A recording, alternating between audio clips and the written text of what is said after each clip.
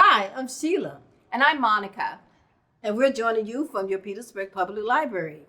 Although we are unable to be together at the library at this time, we are grateful to be joining you in your home. So, how about a story? This book is called The Sneetches by Dr. Seuss.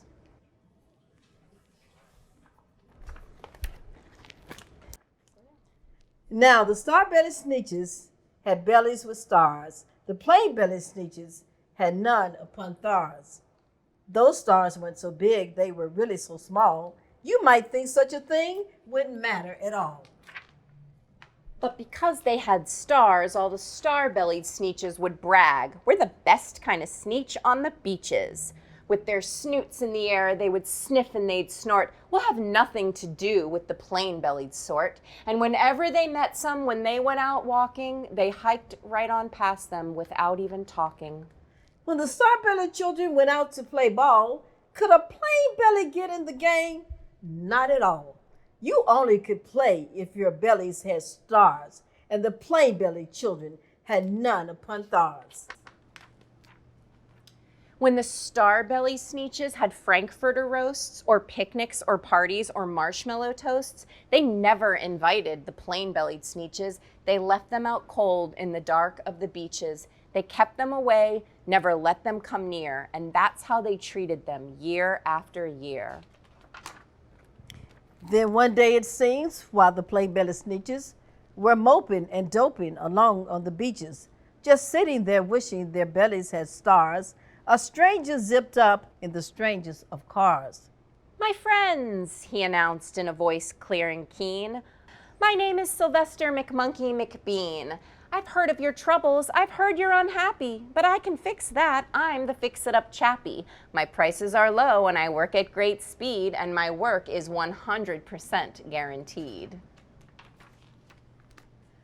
Then quickly Sylvester McMonkey McBean put together a very peculiar machine, and he said, "You want stars like a star-bellied Sneetch?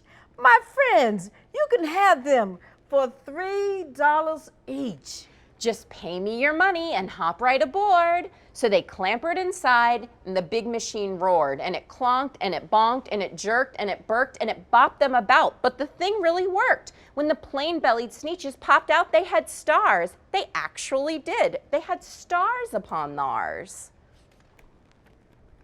Then they yelled at the ones who had stars at the start, "We're exactly like you. You can't tell us apart. We're all just the same now, you snooty old smarties, and now we can go to your Frankfurter parties." "Good grief," groaned the ones who had stars at the first. "We're still the best Sneetches, and they're still the worst. But now how in the world will we know," they all frowned, "if which kind is what, or the other way round?" Then up came McBean with a very sly wink, and he said, "Things are not quite as bad as you think. So you don't know who's who? This is perfectly true. But come with me, friends. Do you know what I'll do? I'll make you again the best Sneetches on beaches, and all it will cost you is $10 eaches."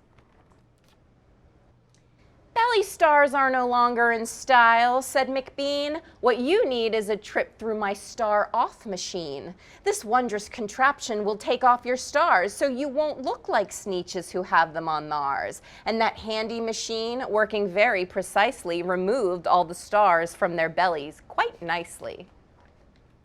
Then, with snoots in the air, they paraded about, and they opened their beaks, and they let out a shout. "We know who is who, now there isn't a doubt. The best kind of Sneetches are Sneetches without." Then, of course, those with stars all got frightfully mad. To be wearing a star now was frightfully bad. Then, of course, old Sylvester McMonkey McBean invited them into his star-off machine. Then, of course, from then on, as you probably guess, things really got into a horrible mess. All the rest of that day on those wild screaming beaches, the fix-it-up chappie kept fixing up Sneetches. Off again, on again, in again, out again. Through the machines they raced round and about again, changing their stars every minute or two. They kept paying money, they kept running through, until neither the plane nor the starbellies knew whether this one was that one, or that one was this one, or which one was what one, or what one was who. Then, when every last cent of their money was spent, the fix-it-up chappie packed up and he went. And he laughed as he drove in his car up the beach. They never learn. No, you can't teach a Sneetch.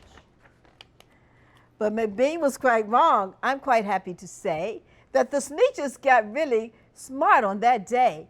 And the day they decided the Sneetches are Sneetches, and no kind of Sneetch is the best of the beaches. That day, all the Sneetches forgot about stars and whether they had won or not upon Thars. The end. The end. I love this story. Me too. Monica, why do you love this story?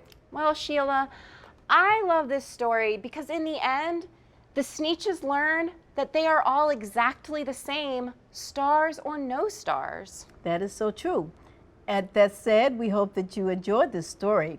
We miss you here at your Petersburg Public Library, and we look forward to reading together with you again soon. Have a great summer. Bye.